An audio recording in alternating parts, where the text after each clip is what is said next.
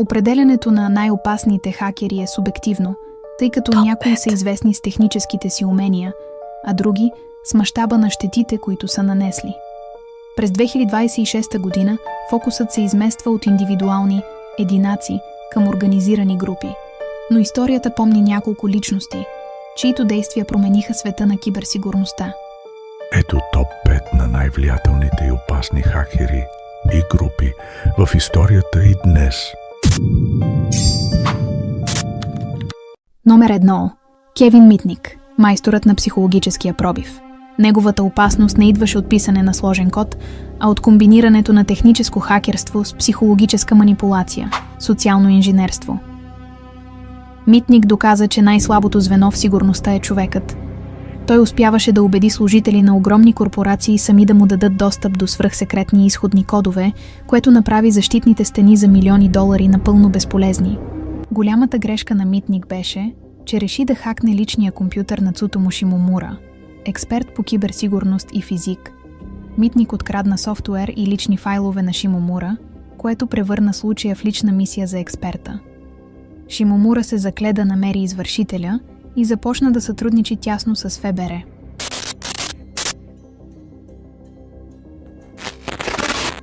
Номер 2.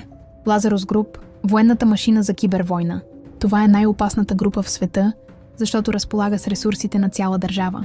Тяхната специализация е в две направления. Глобален саботаж. Тип червей, като WannaCry, който се саморазпространява и криптира цели държавни инфраструктури. Финансови удари. Те извършват най-сложните обири на банки през системата SWIFT и криптоборси, като използват персонализиран зловреден софтуер, който остава незабелязан с месеци. Гонзалес и неговата група използват техниката SQL инжекция, SQL Injection. Те откриват уязвимости в уеб приложенията на големи търговски вериги, чрез които изпращат злонамерени заявки към техните бази данни. Това им позволява да извлекат цялата информация за банковите карти на клиентите.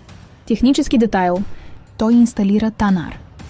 Пакетни анализатори, Packet Sniffers, директно в корпоративните мрежи на компании като TJX и Heartland Payment Systems.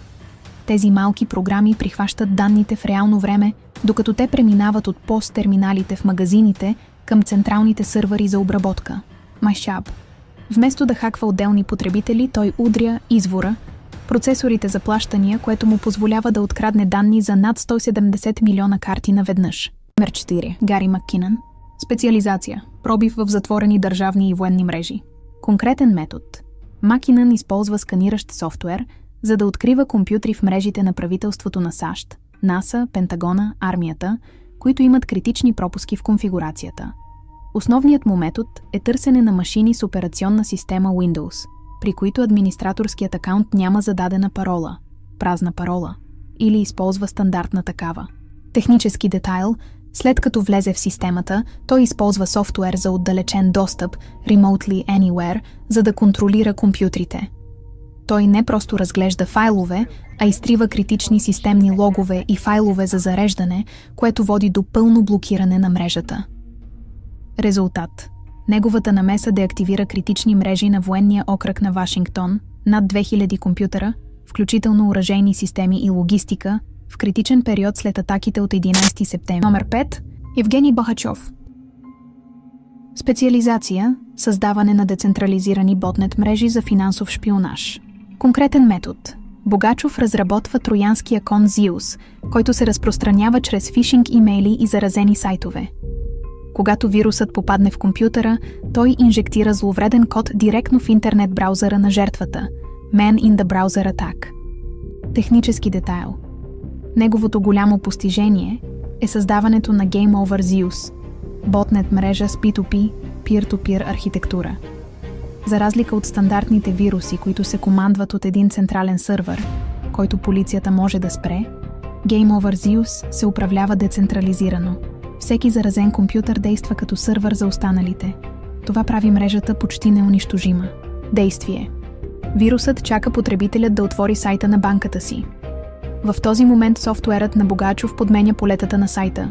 Визуално изглеждат същите, за да подмами потребителя да въведе допълнителни кодове за сигурност или пароли, които се изпращат директно към хакера.